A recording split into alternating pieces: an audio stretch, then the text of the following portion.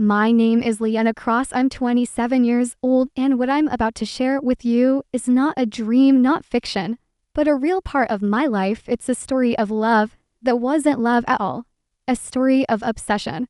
Hidden behind art's silence and charm, I thought I met my soulmate, a man who saw the world through color like I did, but he was painting over his lies the entire time. This isn't just about heartbreak, it's about the damage you don't see until it's too late. Like, subscribe, and share, because someone out there might be going through the same thing. The story is written and edited by Dark Lifeside Diaries. He met him in a gallery that didn't even have a name, just a red door, a concrete wall, and a sign that said, "Enter." Quietly, it was in the back streets of Savannah, Georgia, tucked between a bookstore and a flower shop. I was looking for something to inspire my next collection, my first real exhibition.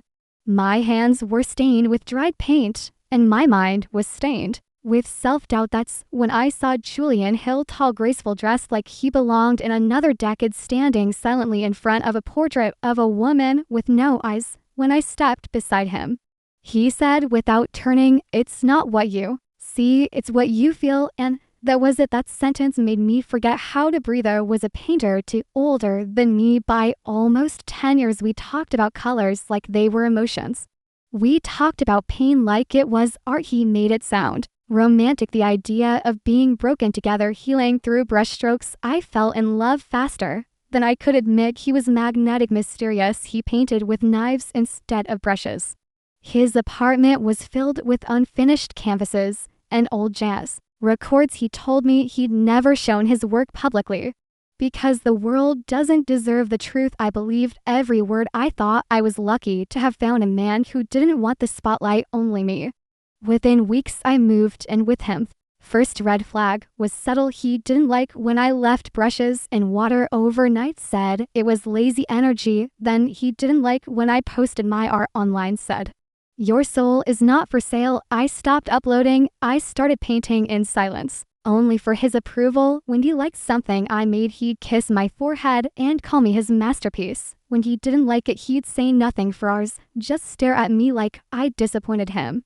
I thought this was passion. I thought this was the price of loving an artist like him. But the truth began bleeding through the canvas. Oh, night, I came home early from his apply run and found him painting in the attic. The door was usually locked, but it wasn't. Inside, the walls were covered, not with paintings, but with portraits of me, dozens, hundreds, every angle, every emotion. Some where I looked scared, some where I looked asleep, some I had never posed for. My heart froze.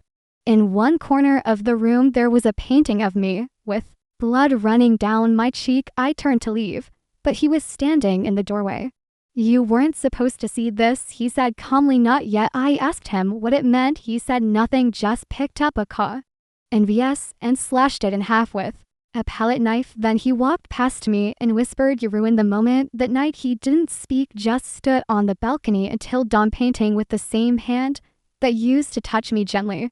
I didn't sleep. I stared at the ceiling, heart racing, realizing I didn't know who I was living with. In the morning, he made breakfast, kissed me like nothing happened, and I didn't bring it up. I should have, but I didn't, because part of me still wanted to believe in the illusion. Part of me still wanted to believe he loved me, until I found the letter tucked in one of his old sketchbooks, signed by a woman named Celia Grant. It was dated for years ago. The writing was shaky.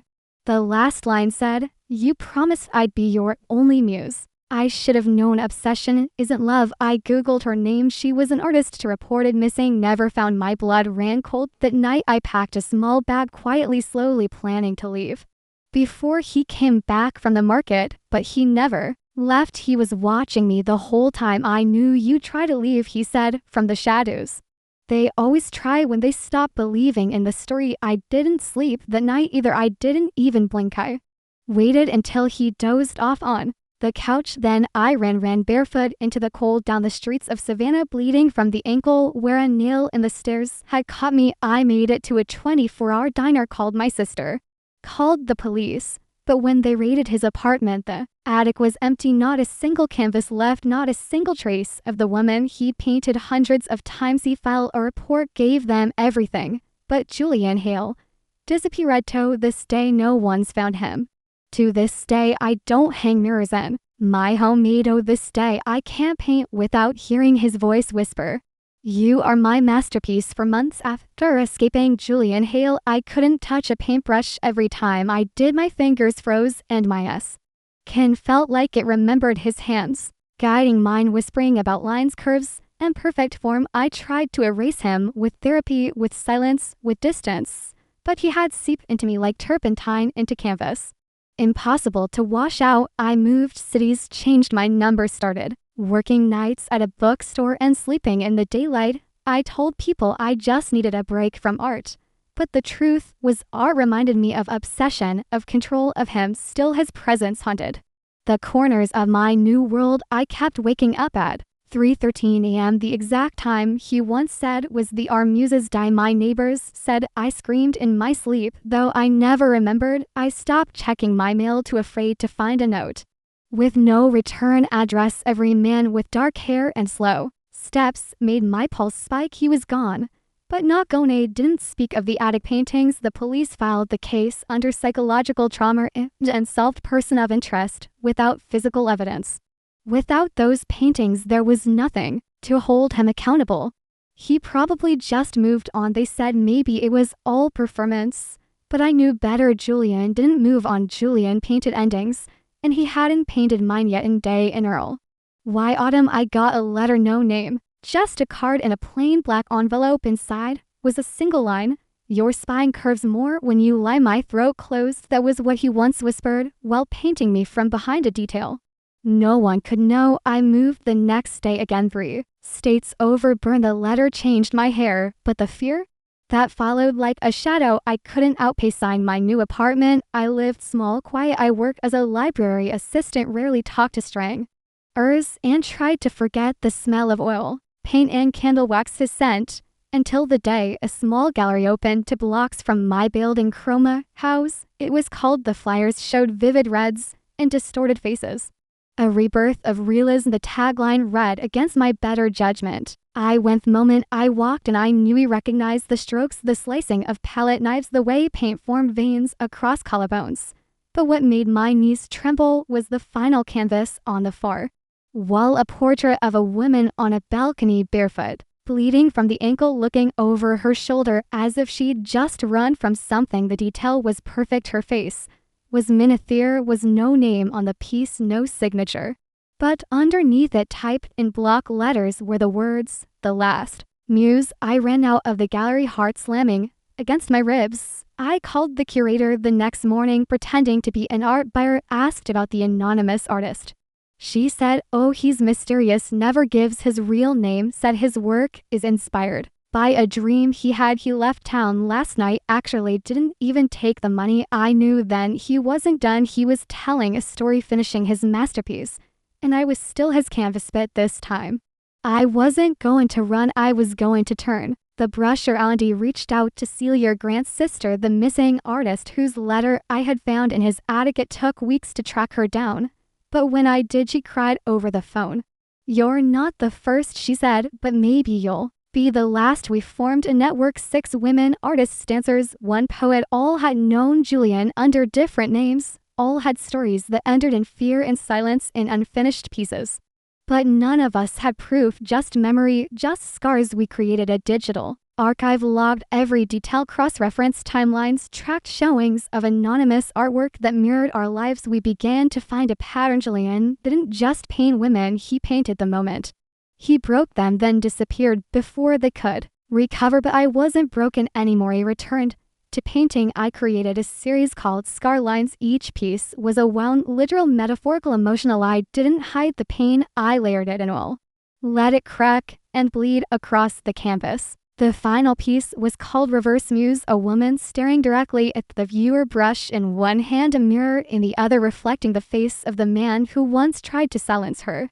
I showcased it anonymously at a traveling exhibit using the name C. Hale, my small revenge. I knew it would find him. 12 months later, I got another envelope. No note, just a sketch of me holding a knife behind my back, smiling. He smiled too because he saw me now, not as a muse, but as his reckoning.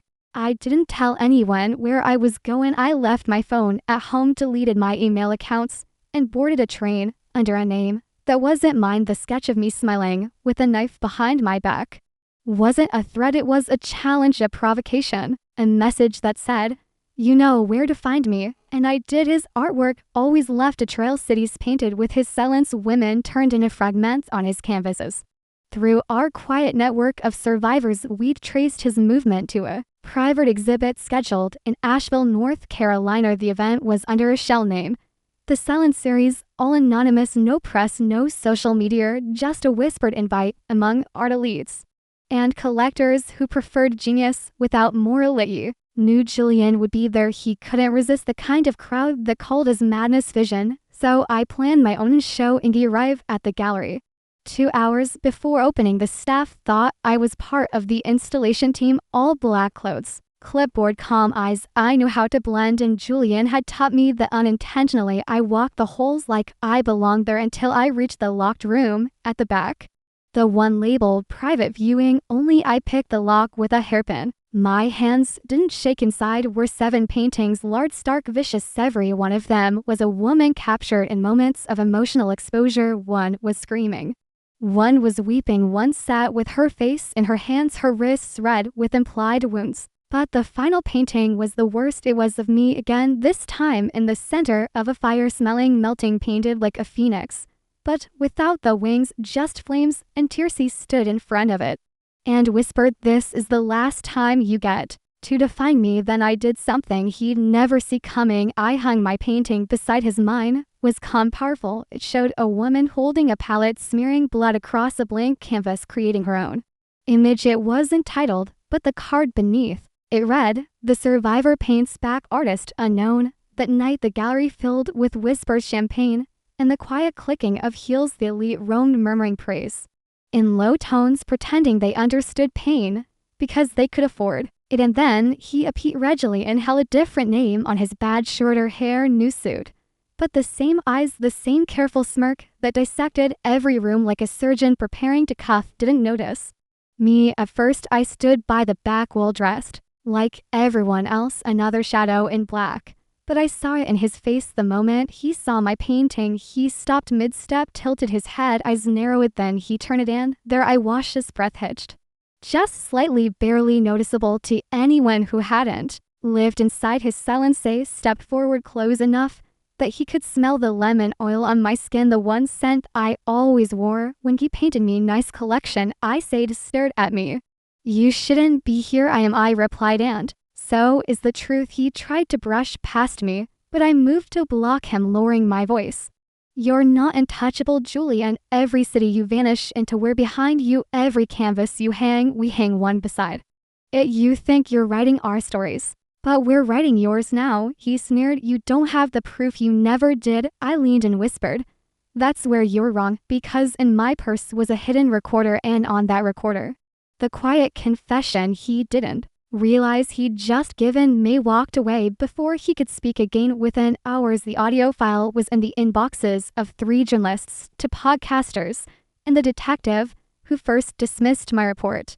Our online network released a digital catalog titled Painted Scars, the victims of Julian Hale, featuring testimonies, images, and dates. No gore, no drama, just truth, raw and undeniable. He wasn't arrested, not yet, but the lawsuits began.